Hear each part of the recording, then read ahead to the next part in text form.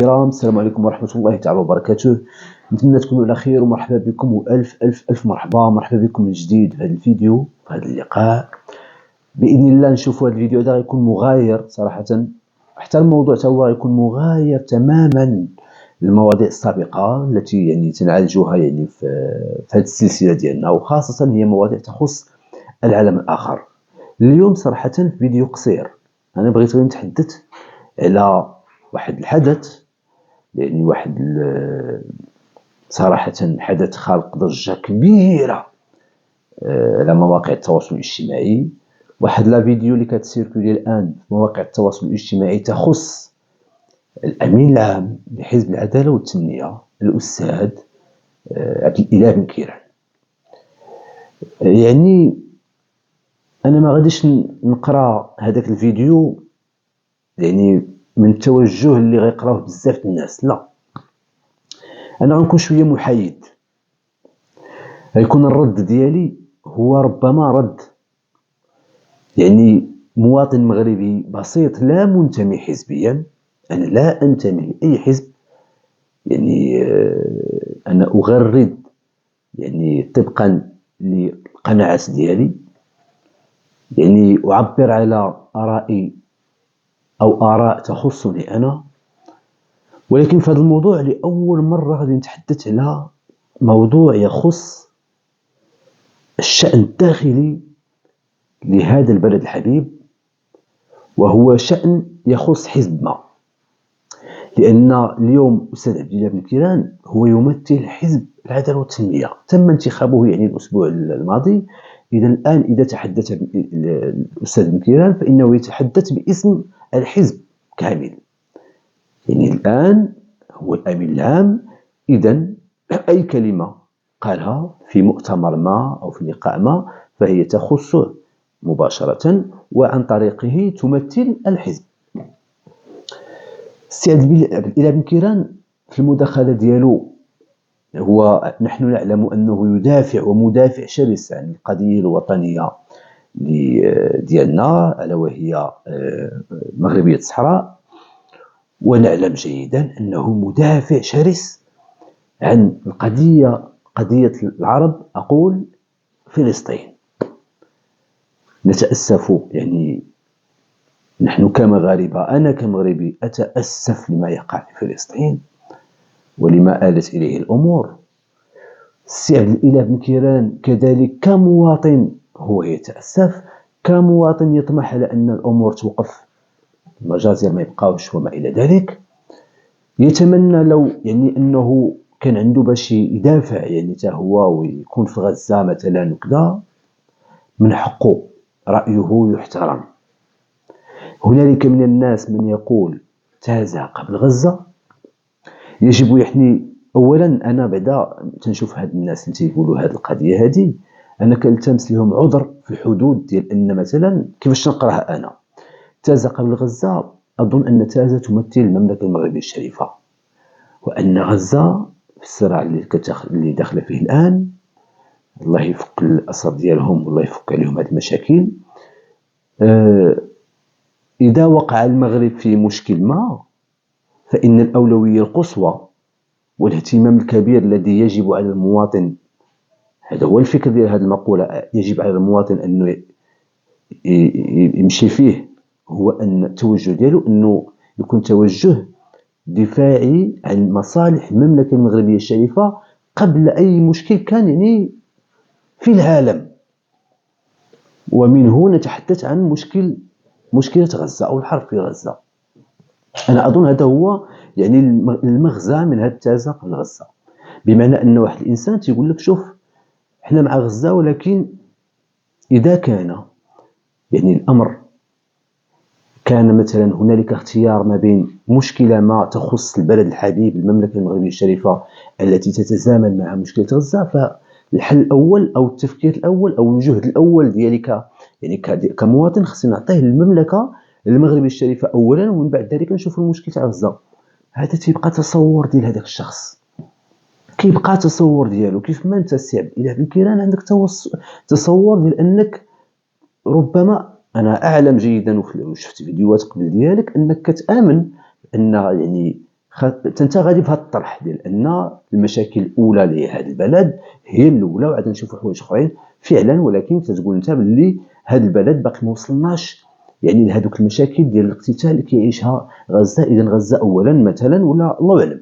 المهم انت مشيتي في هذا الطرح ديال ان هذوك الناس بعدا ما خصهمش يقولوا ديك الكلمه مثلا، وما يقولوش هذيك الجمله تاع التزاق بغزه. ولكن لن اناقش هذا ولا ذاك، لك اطروحتك ولهم اطروحتهم، ولكن انا اريد ان اناقش الطريقه التي يعني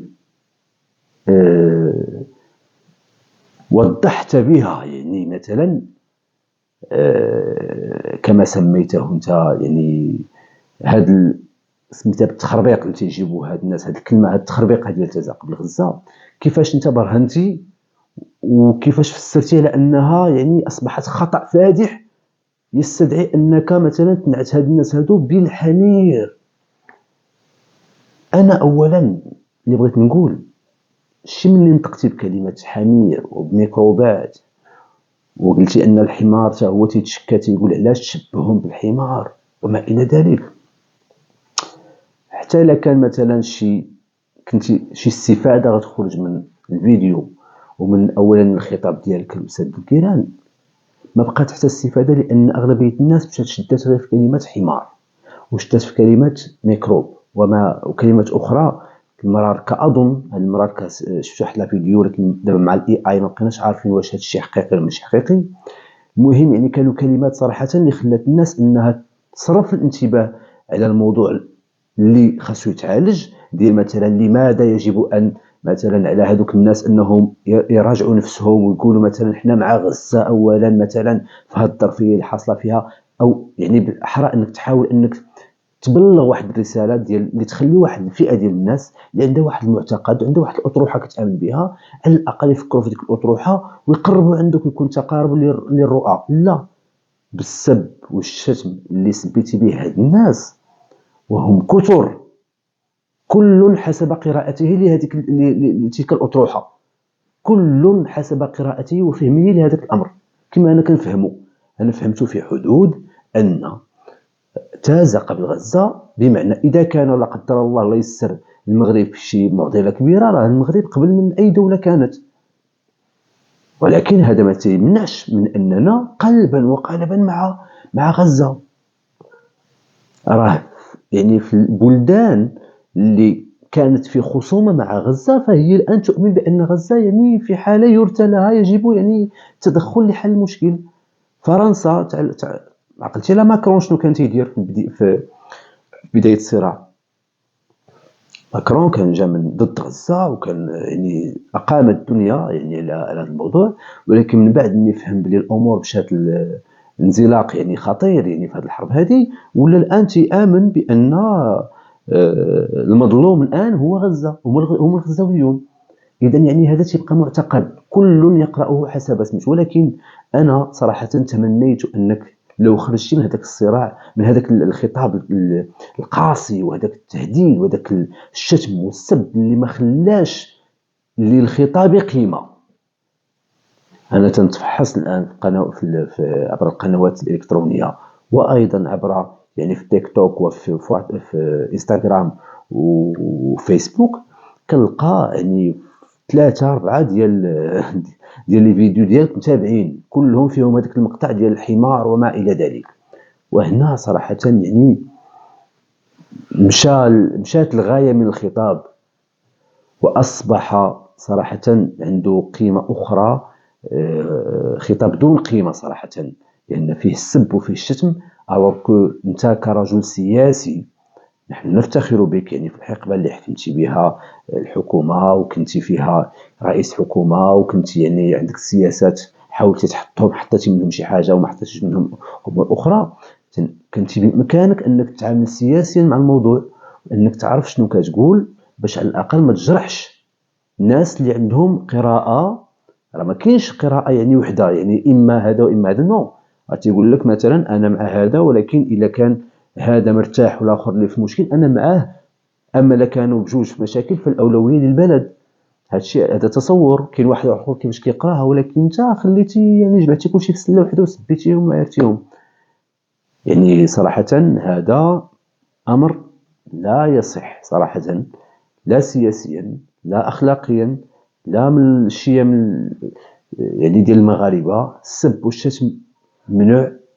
أنا كمواطن مغربي تمنيت أنك لو كان هنالك خطاب يعني دبلوماسي مع هذه الفئة، ربما لما لا تدير مثلا ندوات وتعبر على الرأي ديالك وتخلي الناس تعبر على الرأي ديالها وتوصلوا تقربوا يعني الأفكار ديالكم، لأن هنالك توافق، ولكن كيفية الفهم ديال هذيك التازة قبل غزة هي اللي خلات هذا الصراع يكون. السيد عبد الإله بن كيران اليوم يمثل هذا الحزب اللي غيدخل في انتخابات. غدا غتدخل الانتخابات غتلقى أول حاجة أنت في صراع مع هاد الناس. بلا ما نعاود نذكر الأخ أو الأستاذ الفاضل بن كيران بأن الحكومة التي صادقت على التطبيع الذي أنتم الآن يعني ضده فهي حكومة عبد الإله بن كيران.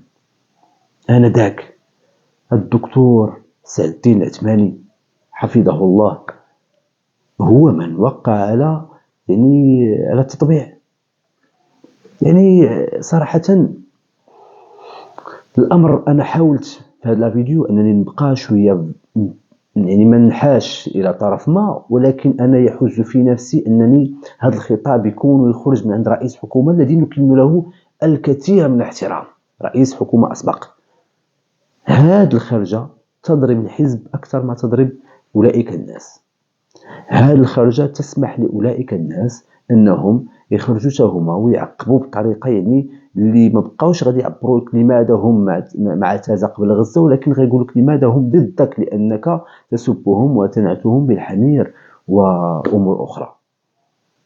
تنعتذر من الإخوة الكرام لكن كثرنا من هذه الكلمة هذه، ولكن فالآن الفيديوهات اللي تدور وكتروج يعني صراحة خاصها توقف صراحة، لأن هذا الشيء ما خصوش يطول.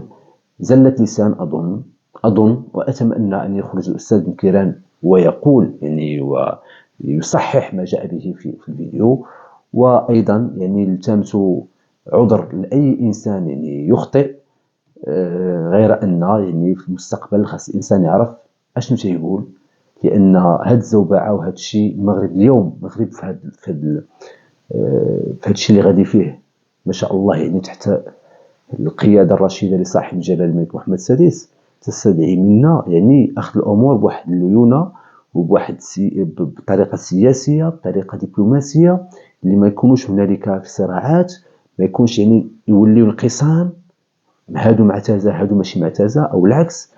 يعني هادشي ما خصوش يكون يعني بالأخص في الظرفية الحساسة التي تمر منها البلد فيما يخص القضية الأولى للمملكة ألا وهي قضية الصحراء المغربية. شكرا لكم الإخوة الكرام، وتحية طيبة للأستاذ بن كيران، وتحية طيبة لكل المغاربة كل حسب أطروحته. نحن مغاربة تنتفاهموا على حاجة وحدة ألا وهي الله، الوطن، الملك. إلى اللقاء، وما تنسوش أنكم تشتركوا في القناة وتفعلوا الجرس. بارك الله فيكم.